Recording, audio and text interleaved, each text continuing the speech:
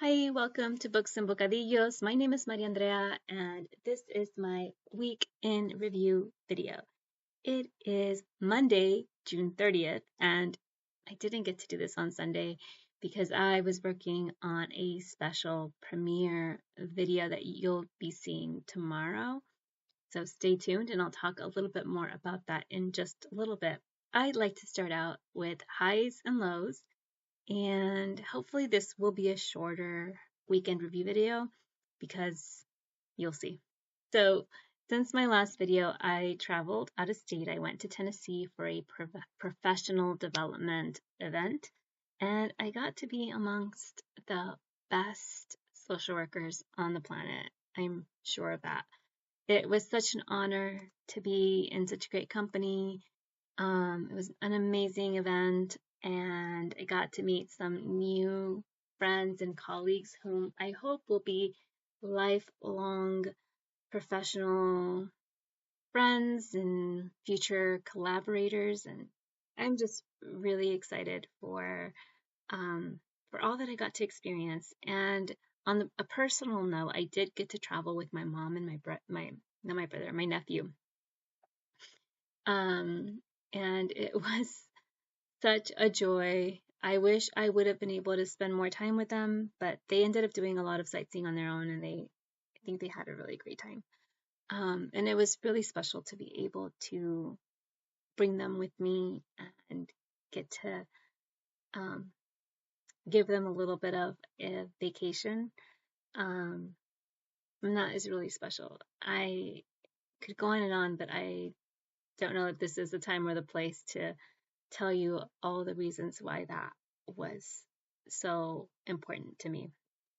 I also really want to say that I just finished catching up on comments, and that it was a high.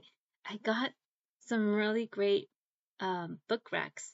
So I want to say thank you. Thank you to all of you who gave me your thoughts about what I should read for Ktropeathon and your suggestions. All that is really helpful. I ended up deciding that I'm probably going to start with Hong Kong's Human Acts and go from there. I'm not going to stack up my TBR, my for Ktropeathon too much.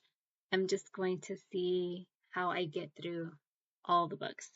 And I did get a couple of new book recs through my comments, and I'm so psyched about that. So I just want to share at the top of this video. So Ellen at Ellen May Book Club suggested a book that has been on my radar because this particular book that she suggested is a winner of the Sor Juana Inés de la Cruz Book Prize. I think that this particular book was awarded the prize in 2020, if I'm not mistaken.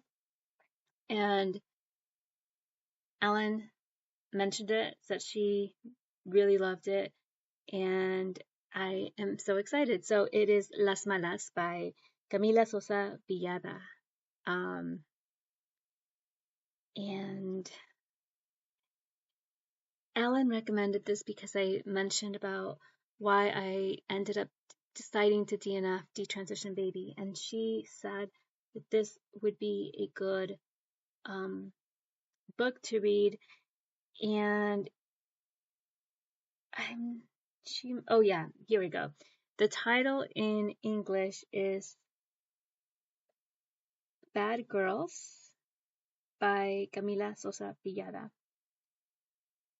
I'm gonna read the summary for you.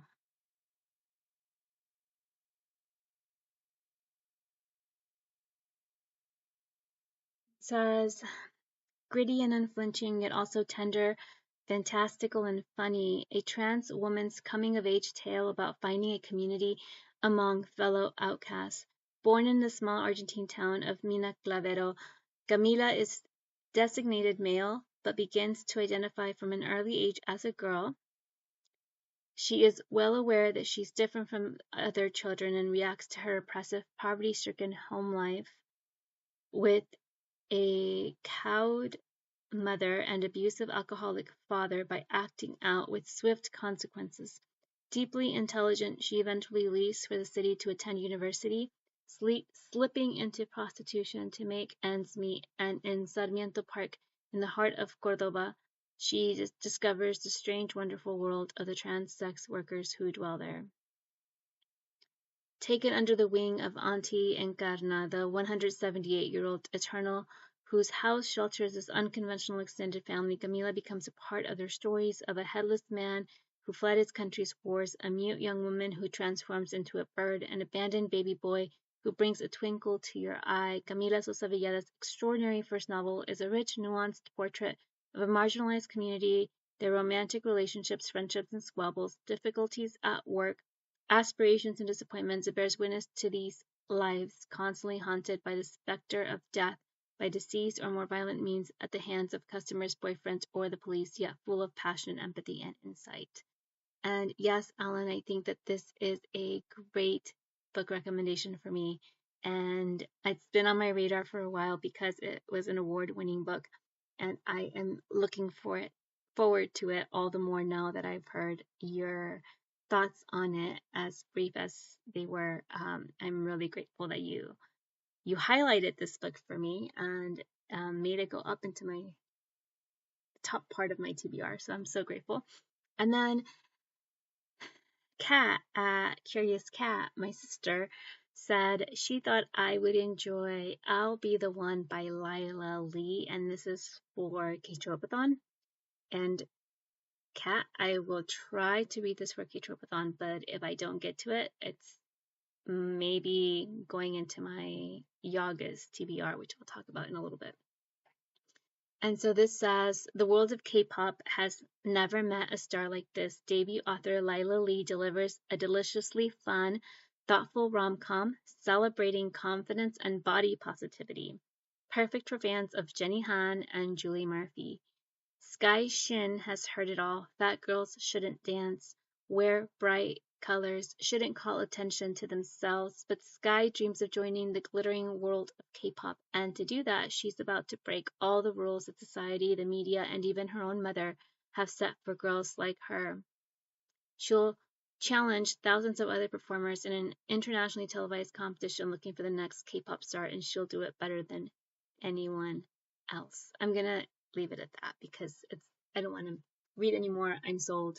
I want to read that book. So thank you so much for sharing book recommendations with me. I absolutely love it. I'm here for an insane TBR. A delusional TBR is kind of my thing. So please keep your recommendations coming. Lows. I just think that the only low really, it's not really a terrible low, it's just a common sense kind of a low. I didn't ask for another day off because I didn't have any more PTO to request, and I did feel like I needed a break from my break. So I could have benefited from having a day or two to unpack, to process, to just clear my brain before jumping into work. But I didn't get that because I didn't have any time off to request, and I just ended up jumping right into where I left off and feeling really overwhelmed. So yeah, last week was really crazy. I felt very overwhelmed coming back to work. I could have used another day. So yeah, c'est la vie. I haven't posted any community posts or tags because I'd been away and I was traveling. I had lots to do while I was in Tennessee, which is where I was at. I don't know if I mentioned that. I was in Tennessee and I didn't really have time to read. I did read a little bit on the plane, but all in all, it just wasn't a great reading week last week. I didn't finish any books. I didn't DNF any books. I'm still in the same boat with my current reads. So I'm still reading In the Unlikely Event by Judy Blume. I'm reading Deenie by Judy Blume. I'm reading Blackwater Sister by Zen Cho. I'm reading The Art of Racing in the Rain by Garth Stein. And I was supposed to read A Midsummer Night's Dream for Melinda's Bardroom reading group, and I lost A Midsummer Night's Dream. So this is a bookworm problem. When you have too many books, you know you have too many books if you can't find the book you know you have.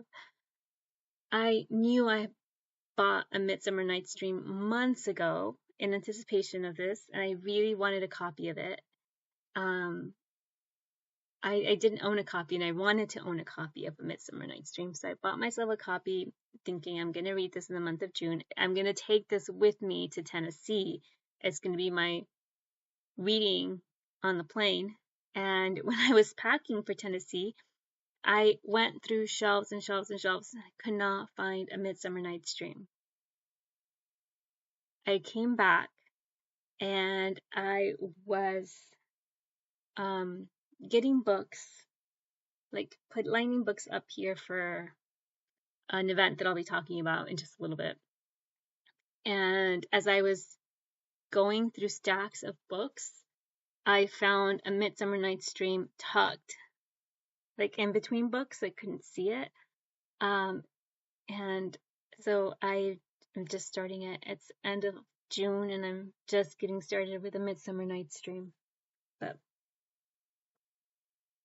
it is what it is. For community events, I have mentioned I'm excited about Ktropeathon. There's also Jane Austen July.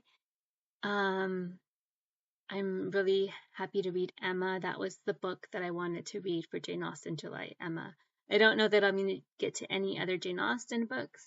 Maybe Pride and Premeditation, which is one of my YA books that I want to read this summer. If I don't get to Pride and Premeditation for Jane Austen July, I'm probably going to put that into August for August.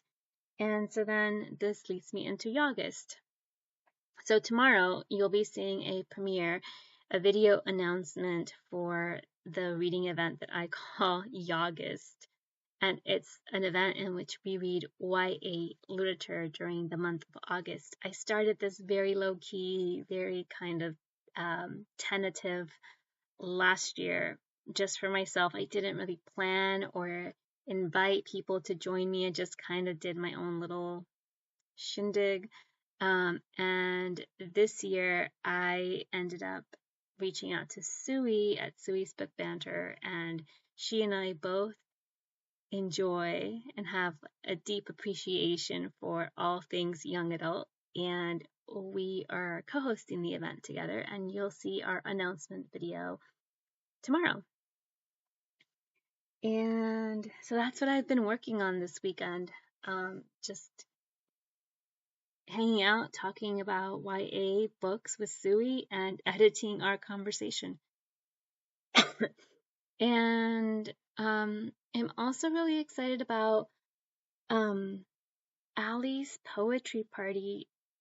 Allie, I cannot remember the channel name, but I will link it in the description box. Allie is hosting a poetry party, and I am really excited to participate. So I am going to be working on that poetry video in the next few days and getting that sent out to Allie.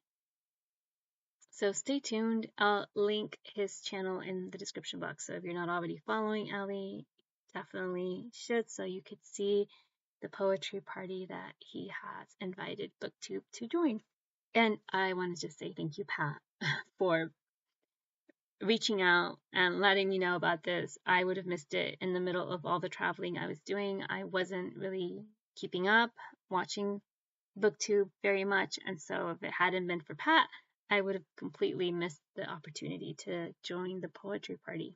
And I haven't been listening to podcasts other than the usual, NPR, keeping up with what's going on in the world, that sort of thing. I don't have anything I would recommend because I feel like every podcast episode I've listened to is extremely overwhelming and depressing. So nothing to recommend, nothing fun or uplifting in the world of podcasting at the moment. But if you have listened to something really incredible and uplifting and fun, let me know. Maybe I should take a break from all the politics. Yeah. And for food. So I love, there's a local vegan restaurant in my community. I love, love, love eating there. I'm a regular there. And they have started making their own like yogurt smoothie. And I brought a yogurt smoothie with me, and I made strawberry chia overnight oats, and they're in the fridge at the moment, but I will be having that for breakfast tomorrow, and that is the recipe that I wanted to share with you. So I know you don't have my little local vegan shop in your community, but really it works with any kind of yogurt or milk or both. You could put a little bit of yogurt and a little bit of milk and combine that with some oats and some chia seeds and some sweetener, maple syrup, agave. I'm vegan, so I don't eat honey, but you may like honey, and that might be a good sweetener. And then topping it with nuts or fresh fruit, or seeds, granola, anything like that would be really yummy. So I'll link a recipe for overnight chia pudding. I think the one that I'm going to link is just overnight chia. I just added a little bit of oats to it just to make it a little heartier. And that's it. I am looking forward to a new month, some buddy reads. I think I'm going to start Woodworking by Emily St. James. I'm going to be starting Woodworking by Emily St. James as a buddy read with Melinda at Web Stories tomorrow. And yeah, I'm just looking forward to buddy reads and the Books and Bocadillos book club book is Untamed Shore by Silvia Moreno Garcia. I am really psyched to read this. I think for me, July is a great time to read thrillers. Last year, I really enjoyed Giallo July, and this is not a Giallo, but it's a thriller, and it sounds so much fun. I'll read a little bit. It says, Gabino Iglesias blurbed it and says, a superb hybrid that's part classic, whodunit, part sad love story, and part smart pulpy noir. I think that's a really great blurb. Baja California, 1979. Viridiana spends her days under the harsh sun, watching the fishermen pulling in their nets and the dead sharks pile up beside the shore. Her head is full of dreams of romance, travel, and a future beyond a drab town in which her only option is to marry and have children. When a wealthy American writer arrives with his wife and brother-in-law, Viridiana jumps at the offer of a job as a writer's assistant, and she's soon entangled in the glamorous foreigners' lives. They offer excitement and perhaps an escape from her humdrum existence. When one of the visitors dies, Viridiana, eager to protect the other two, lies, but soon enough, someone's asking questions. It's not long before Viridiana has questions of her own about the identities of her new acquaintances. Sharks may be dangerous, but there are worse predators nearby. Dun-dun. Ready to devour a naive young woman unwittingly entangled in a net of deceit. Okay, this is really interesting blurb. Here it says, The Great Gatsby meets the Night of the Iguana in this elegantly spare and darkly twisted story of undercurrents, deception, and colliding cultures. Rich in atmosphere and sinister in tone, Untamed Shore is a haunting lesson in the dangers of desire, the illusion of glamour, and how dreams can be devoured by deceit. I love The Great Gatsby. So if this has those fun, like noir and elegant prose of The Great Gatsby, I think I'm going to really enjoy this. So that's what I'm looking forward to in the month of July. I think that's it. Thanks so much for watching. Hasta la próxima.